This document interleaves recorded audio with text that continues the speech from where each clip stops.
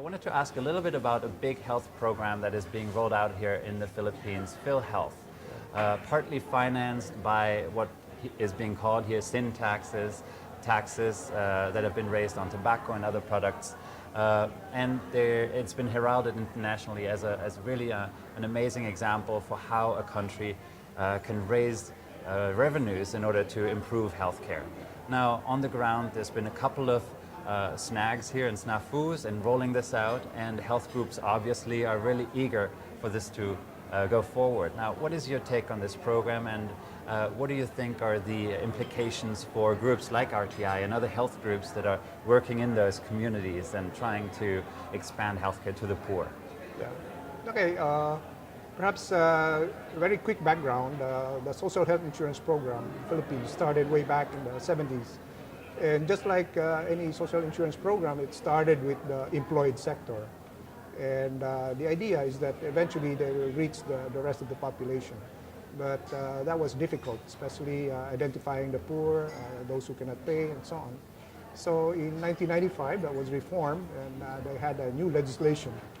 And one critical factor of that new legislation was the participation of local governments in the enrollment of the poor. So that's a new beginning to get more and more people enrolled, those outside the employed sector. But you had problems regarding whether local governments would actually enroll their constituents. There were also problems of how do you really identify the poor, and so on.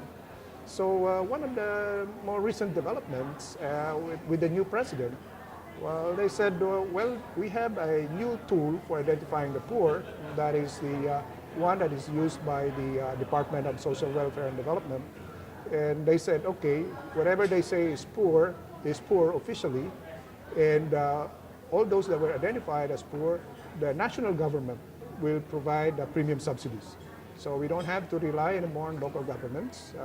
It's difficult, it's uncertain, even if we appreciate their effort for doing so. But it's probably good that national government resources can be used so that all the poor would be enrolled just like that.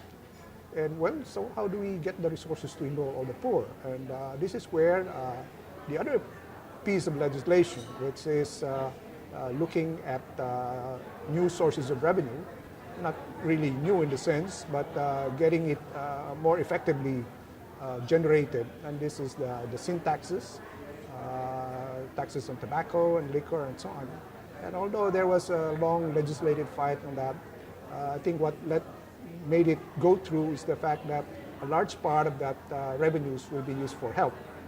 And so to make the story short, the legislation passed, the revenues were raised, a lot of them went to the health, part of it to provide premium subsidies for the poor, and also to increase the budget for the Department of Health and provide the services for the indigent.